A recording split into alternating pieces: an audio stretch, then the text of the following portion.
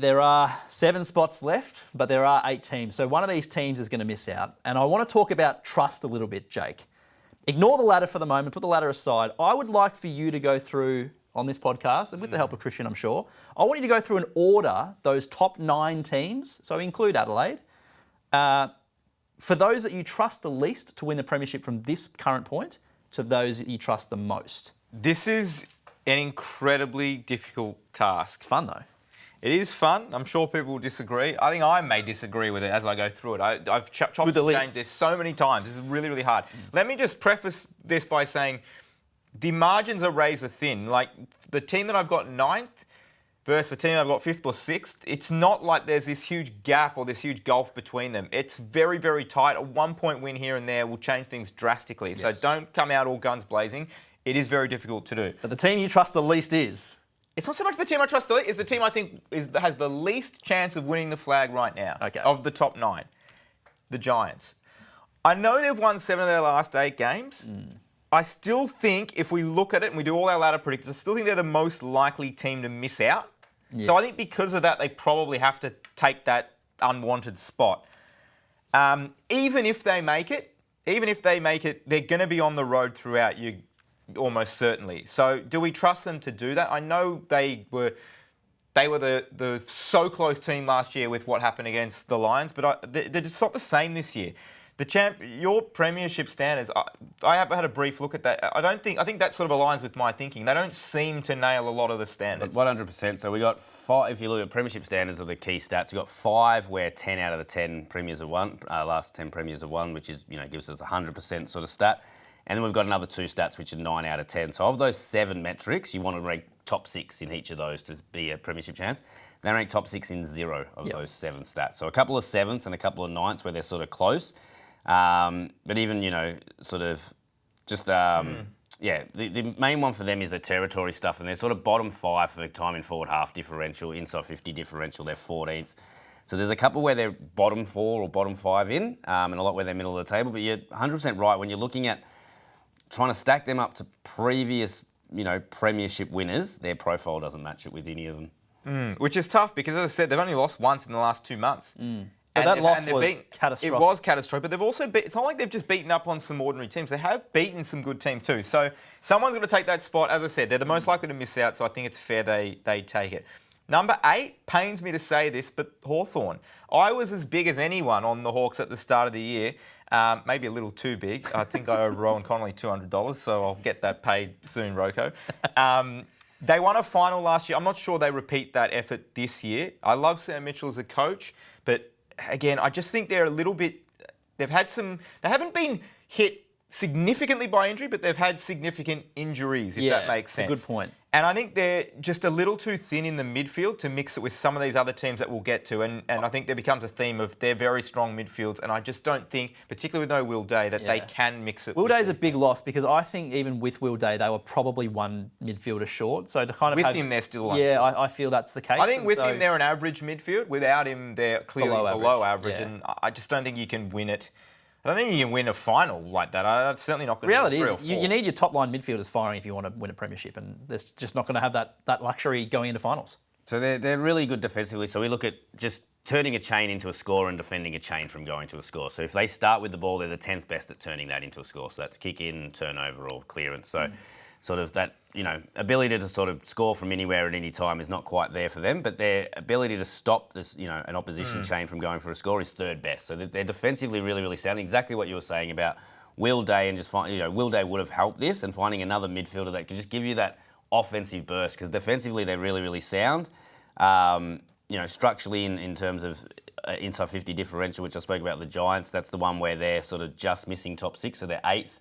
For trying to lock the ball in. It's that ability to score and score fast. It's probably, when you thought about Hawthorn last year, they were probably one of the sexiest teams to think about and watch, and, we were sort of championing their ability to score from half-back. This year it's probably been their only true weakness is their ability to really put a quick score on the board. Yeah, and they had a huge amount of expectation. It wasn't just me coming into the year. They were the second favourite to win the flag coming into the season. So...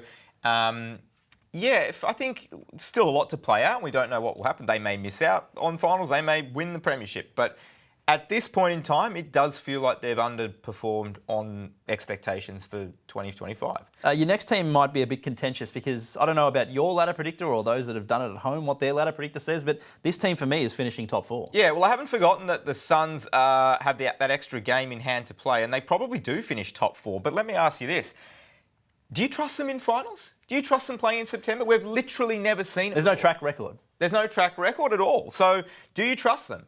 Can they do it? I trust Dimmer to get the best out of a side in September. Okay. But you're right. I think in terms of finals experience, and we saw it with Hawthorn, maybe they can luck into a win. Not luck into a win, obviously skill their way into a win. But for a team that did not have finals experience, doing multiple finals weeks in a row against the best teams is very tough. It would be the story of all stories if they do it, no doubt.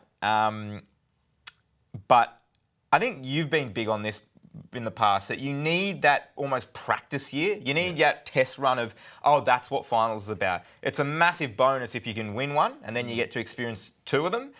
But I just can't see a team, and it's not just because it's Gold Coast, I just can't see any side coming in with so little finals experience on the list to come in and just be like bang, bang, bang, bang, and then we're premiers. I just don't see that happening. Yeah, I'm huge on, you got to have lost one before you can win one in terms of a final series. So yeah, they're the great unknown, but if you look at its statistic profile for Gold Coast, smashing it out of clearance, one of the best clearance teams, one of the best pre-clearance teams and ability to score from clearance. Still, if you look at so points from turnovers, they're 9th for scoring their own points from turnovers, 7th for defending points from turnover, and makes it 9th in terms of turnover differential. So when we're talking top 6, and talking turnover game as well, that's been one of the big ones that premiers have always been strong in the turnover game. They're not, they're not shocking in it, but they're not one of the best teams. So I think in finals, if they do win a grand final, I think in hindsight we'll say it's their turnover game that will need to improve in finals for them to go, a few weeks through. Let's just play a hypothetical game. Gold Coast is playing a prelim. Let's say they're playing, Collingwood in a prelim at the MCG. It's a significant step up in terms of you cannot be a Suns player and get there. Maybe Dan Rioli would be the only person on the list that you can get there and be like, okay, I've sort of experienced this. John Noble. And John from Noble. the other side. But you can't know what that's like until you're in amongst it. I remember being in 2017, I think it was, that prelim that Richmond played, I think it was against the Giants. And it was about 95,000 there, and there would have been 1,000 GWS fans. I remember that. And it was a wall of noise. And when the Giants kicked a goal, it was just, you'd hear a pin. Sitting in the stands, it was just unbelievable. So that kind of cauldron and that kind of...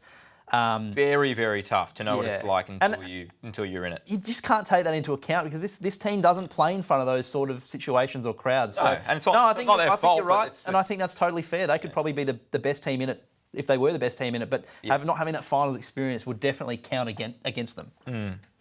6. Number 6, I've got Fremantle. Another one that you can make the case they're going to be top 4 and could probably be a spot or 2 higher on this list. They've won 11 of their last 12 games. Have they been ultra convincing? I don't think so. They continue to leave the door open, which you can sort of look at it 2 ways and say, well, they do leave it open and they always end up finishing over the top of their opposition. They give up too much rope, but they have the ability to come back. But I also look at it as they've got 2 games to go against the Lions and the Dogs. I'm not sure. I can make a case they lose both of them and miss out completely. So I'm not sold on the Dockers. I think for the Dockers to have a somewhat serious chance, they must be top 4. And I don't think that they will be. I think they're going to lose both of those games. So they've got the Lions at Optus Stadium on Friday night, and then they obviously at Marvel against the Dogs in round 24. Yeah, and I can see them losing both of those games. Now, they may win both of those games, but I think that, I know I've picked the Lions to bounce back and win that, and I'll probably be picking the Bulldogs, subject to what happens this week. But, I think that's where they are. Look, they tick plenty of boxes, I think, in the defence, in the midfield.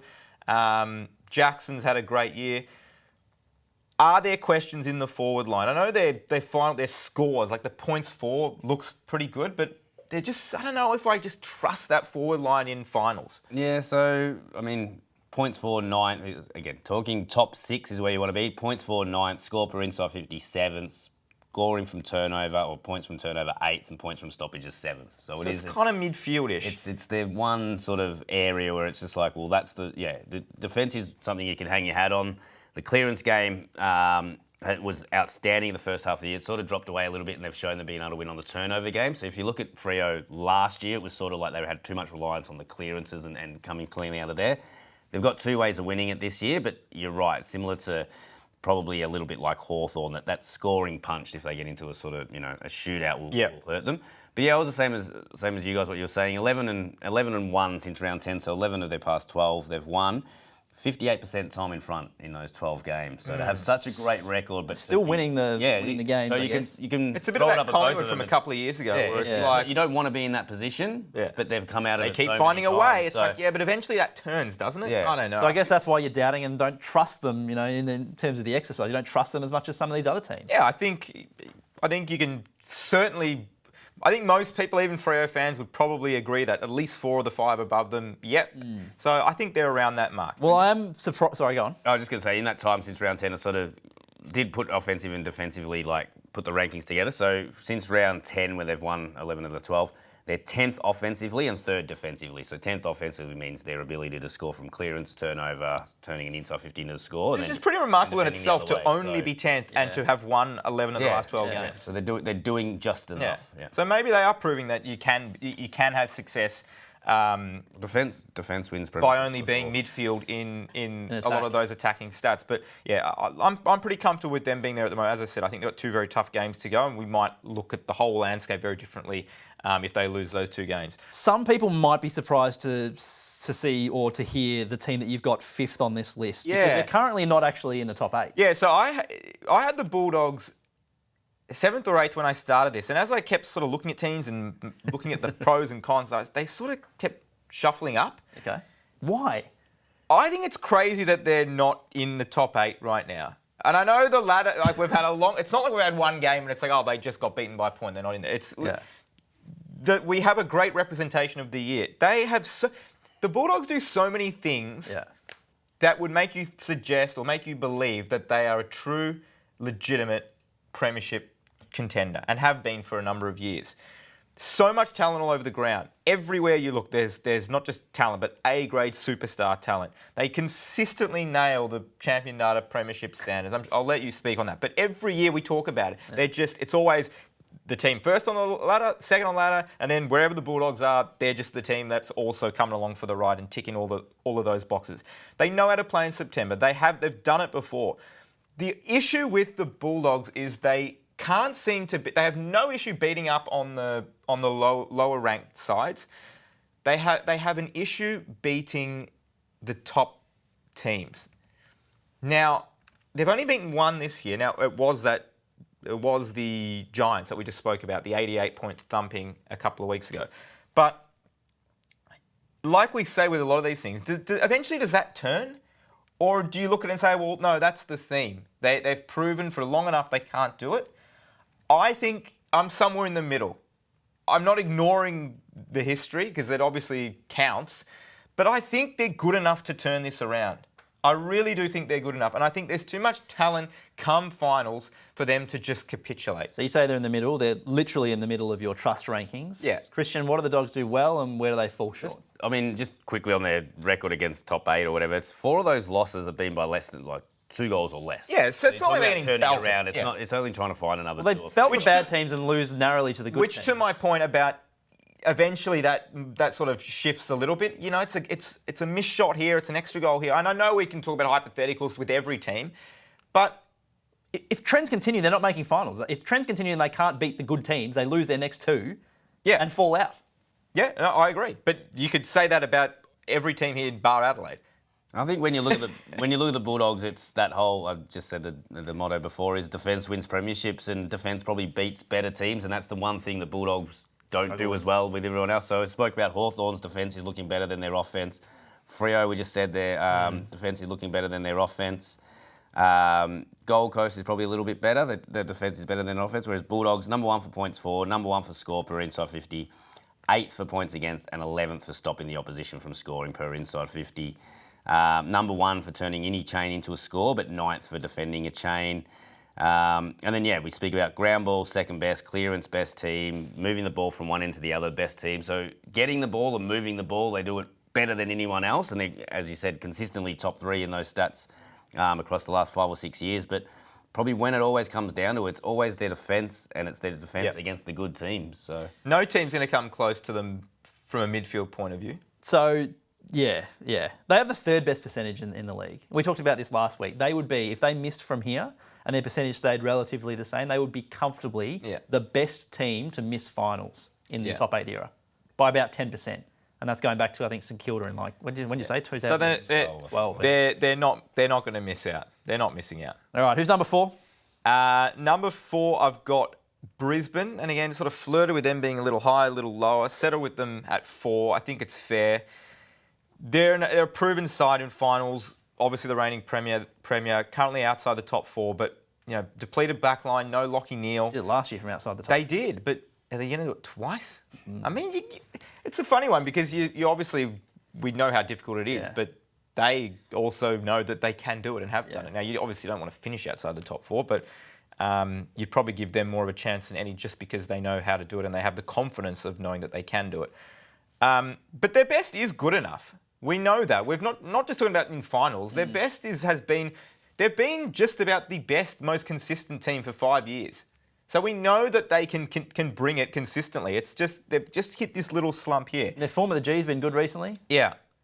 I worry about their defence. I know that Tom Doeday's played his first game in nearly 2 years at the top level. That's really tough. Jack Payne missing from that backline is so important structurally. Ryan Lester's been an underrated cog in that backline as well. I'm a bit worried about their ability to just sort of clamp down on oppositions. Harris Andrew's been a star, obviously, but what they were sort of a few years ago with that great balance of lockdown and then rebounding, I just don't think they're quite at the same quality and good enough to take them through. So their ranking it's 7th for point, for most of their defensive stuff, so just missing the top 6. But one thing that speak about defence and looking from the 2 score sources that we always talk about, turnover and stoppages. I think if you're trying to defend a turnover, it's a lot to do with system. When we lost the ball, how are we getting back? We're getting into the right spots and everyone's standing in the correct spots and correct zones. Conceding scores from stoppages, I think, is more of a talent contest, but you know who you're standing next to at the stoppage. You've got to man up that guy, and most of the scores from stoppages are going to come straight down the line to a lot more one-on-ones than, as I said, from a turnover, you can take the mark and go backwards and sideways. You're not going to switch as often from a stoppage and things like that. So defending a turnover, points against from turnover for the second half of the year, so since their bye, they're the 3rd fewest points against from turnover. So their system is unbelievable. It's really hard to beat them that way. 16th for points against from stoppages. So get it into a stoppage and exactly that. Get it out of the stop, win the stoppage and give your forwards a good 1-on-1 or a 2-on-2 chance against Brisbane.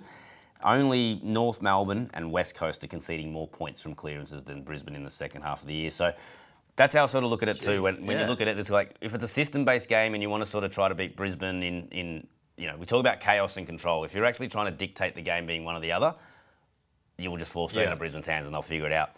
What you got to do is it seems to be more the chaos, in terms of your ability to sort of beat them in the chaotic sort of contest and clearances is going to get you the front foot on Brisbane because, you look at a lot of their games where they get the wins. It's like one game they'll take 110 marks and get the win. Then another game they'll just use handball and work their way through. They have different modes of winning, but the defence, as you said, is probably the one area where if you can get them and get them a lot in isolation, you get a chance to beat them. So games against Freo and Hawthorn to finish the year. As I said when I was chatting about Freo earlier, if the Dockers win that game by a point, Brisbane go from being the 4th most likely to probably the 7th or 8th all of a sudden. Because with a game to come against Hawthorn, they may miss out. So pretty crazy, and we keep highlighting this point of how tight it is. But it's going to come down to very fine margins. Yeah, well, that's the blueprint, and we talked about the Hawks maybe having a slightly weaker midfield, so maybe that's where they'll have the advantage in that final home game at the Gabba. Yeah. The Dockers are strong. That's a genuine coin flip sort of game. In fact, I'm probably leaning Freo because it is in Perth and the way that they've been winning and their form. So look, for those 2 teams in particular, just a lot on the line. Matchups. A lot on the line. Number 3. We're getting to the real contenders. The Pies, everyone's sounding the alarm bells. Everyone's worried. We know they're faltering. I would caution everyone against writing them off right now. I know you can look at it and there are permutations where they miss out. Yep. They're not going to miss out. They're going to be playing finals. I think they're going to be in the top 4. I think they're going to be okay. They're going to get reinforcements back. And most importantly, speed. Speed is what has been noticeable to me that they haven't had. And I think having players like Bo McCreary and Bobby Hill and even Nick Dacos as well, players with real, genuine leg speed, it has allowed the older guys to get away with maybe not being as quick because they have so much speed on the outside that makes them such a quick, dynamic side. And I think not having that over the past few weeks has really... Especially so late in the season, tired bodies, tired older bodies. Yeah. Hard slog to get through. I think, that's a good point too. I think when you're a team, players like Scott Pendlebury and Steele Sidebottom and these guys that have been playing, and not just them, but Jack Crisp and Darcy Cameron and guys that have been around for a long time, you would naturally get to a point of the season where it feels like a bit of a lull. And I've heard Draymond Green speaking about this, Golden State Warriors legend Draymond Green. When you know you're good, but you get to this point of the year where it's like it becomes a real grind and you're just waiting for finals. Don't be surprised if we hit finals and bang. Week off. The Pies. Freshen up. They're going to be okay. So I'm cautioning everyone against writing them off. They're very well coached. We know we can trust them in September. And who's going to want to face them in a final? I agree with that. We say everyone's sounding the alarm bells. I watched Craig McRae's press conference after the loss to Hawthorn. You think he was sounding the alarm bells? He was as frustrated and as... Panic's not the right word, but he was as animated as I think I've ever seen him in a press conference, talking about how players complaining that they're out of form. And he's like, well, what do you do when you're in form? And the player's like, well, we tackle. He's like, well, then tackle. Like it just looked like he wasn't quite... I'm not saying you need to be calm and you need to be sort of articulate in every single moment, every press conference, but there was just something there that I think he was just frustrated that he wasn't getting the best out of his players, that his players were sort of complaining that they're out of form and it just wasn't falling into place to them. But look, you said it as well, but you've got the numbers. This isn't a recent trend for the Pies. They have sort of struggled to finish home and away seasons for a couple of years. Yeah, so we speak about the runway, and they sort of put a dint in our runway 2 years ago by winning the flag in 2023 with a 3-win, 3-loss record in their last 6 games. Last year, we know they missed finals, and this year sort of dropping off. But I looked at, their record from round 18, or after round 18 across each season, they're 9 wins and 10 losses across the last 3 years. So less than 50% win rate. And just look at some of their stats. So look at the last 3 years combined. Round 0 to 18, they've been 5th for points for, 10th after from round 19 onwards. Points against, they've been number 1 team from round 0 to 18 across the last 3 years for points against. 13th after from round 19 onwards. Second best at defending inside 50 entries. They're 14th after round 19. Turnover points dropped from 2nd to 10th. Stoppages dropped from 2nd to 11th. So these are significant drop-offs. Yeah, so 3 years in a row, their round 19 numbers onwards have looked pretty bleak, and that's where they are again this year. And looking at, this year, it's been a lot on defence. So they've gone from the number 1 defensive team to 9th for points against and 14th for score per inside 50. But it's their own ball movement stats as well. So looking at sort of since round 20, they're 10th best at moving the ball from D50 to forward 50, 10th best from the defensive half, 11th best at turning an intercept possession into a score, 12th best at turning a clearance into score, and 14th for scoring per inside 50. So both ends of the ball have fallen away. It has been something we've seen in the past. And I'm with Jake. I'm throwing it up. All of these numbers sort of say they shouldn't be able to win the premiership. They're not, you don't want to flirt with form at this time of the year. But then you look at it, they've done it once previously in the past, and 2, they're Collingwood. You know they've got the ability in them if they can find it. If there's a team that would appreciate the pre-finals bye and just having that week to kind of recuperate, maybe Jeremy Howe gets another week to sort of get the head knocked straight, hamstrings, recover, all this kind of stuff, it is Collingwood. Yep. You got 2 teams left, so it's a flip of the coin between Geelong and Adelaide as to which one you trust more. Yeah, so number 2, I've got the Crows. I think they might be the best team in it. I think you can certainly make that case. The ladder certainly suggests that. Best forward line? Yeah. Yeah.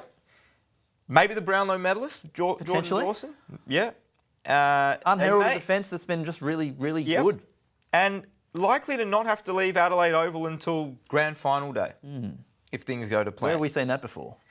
Well, that's exactly the point. So, obviously, I'm not going to ding them from 8 years ago and put them 7th on this list. They're still as good a chance as any, bar, spoiler alert, Geelong. I'll get to them in a second. But you just have, and if it is a flip of the coin between Geelong and Adelaide, or Adelaide and Collingwood, whoever you want to put in there, the edge has to go to the Victorian team. Now, that's not Victorian bias. That's just the reality of where the grand finals played.